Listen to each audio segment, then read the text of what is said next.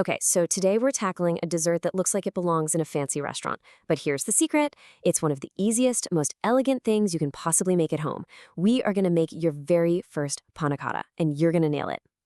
And that quote really gets to the heart of it, doesn't it?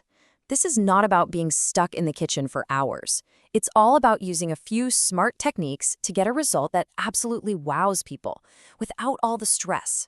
It's the definition of working smarter, not harder. You know, if you've ever looked at a dessert this beautiful and thought, nope, no way, that's not for me, then this is for you. We are going to pull back the curtain on the whole process and show you that, yeah, you absolutely have the skills to pull this off. So, let's get into it. What is it that takes this from just a simple creamy dessert to something, well, something truly special? It's all about this incredible combination of flavors and textures that just creates a little bit of magic. Just think about this for a second. You get this warm, almost floral sweetness from the honey that's been infused with that gorgeous saffron that's all floating on a ridiculously silky coconut cream base. Then, bam, you get this pop of bright tropical mango, and it's all finished with a little crunch from pistachios. It's like a whole journey in every single bite. All right, you can't build a masterpiece without the right parts, right? So let's take a look at the building blocks we're going to need to make this saffron honey star happen. Okay, here are the heavy hitters for the base itself. That full-fat coconut milk is non-negotiable for creaminess. And trust me, a really good honey makes all the difference. Now see that powdered gelatin and cold water down there? We're going to zoom in on that, because for a beginner, that is the single most important technical step. This right here is the #1 technique you need to learn. It's called blooming the gelatin. It sounds so fancy, right? But all it means is sprinkling the gelatin powder over cold water and just letting it sit. This one simple step guarantees it will dissolve perfectly into your warm base with 0 lumps. It is the secret to getting that impossibly smooth, silky texture. And for the fun part on top, the ingredients are just beautiful and simple. A perfectly ripe mango, a little bit more honey, a squeeze of lime to add some zing, and then our garnishes for that final pop of color and texture.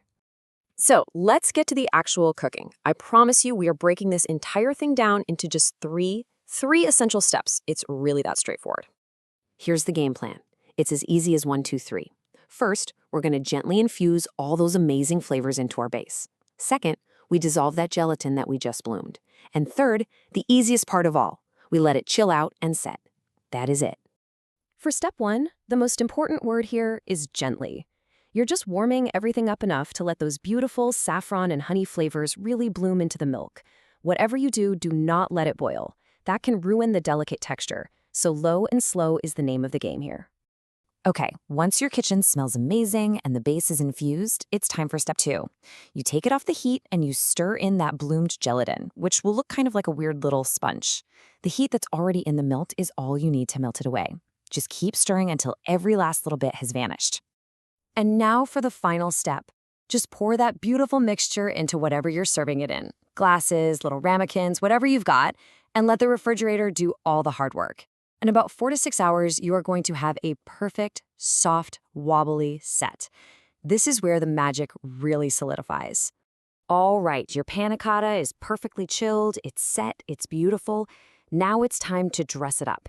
This is where we turn it from something delicious into something that is an absolute work of art. So let's talk about that artful flourish. This last part is all about contrast, adding that brightness, that texture, and that color on top of our perfectly creamy canvas. And the topping? It could not be easier. You just take your fresh, diced mango, toss it with a little honey, a squeeze of lime juice for that fresh kick, and a tiny pinch of cardamom for some warm spice. It's such a simple mix, but it tastes so, so good. And this is how you assemble your masterpiece. You spoon on that bright mango, sprinkle over those crunchy green pistachios, maybe a few delicate rose petals to make it look extra special. And then why not? A tiny little extra drizzle of honey right over the top to make it shine. And there it is. You did it.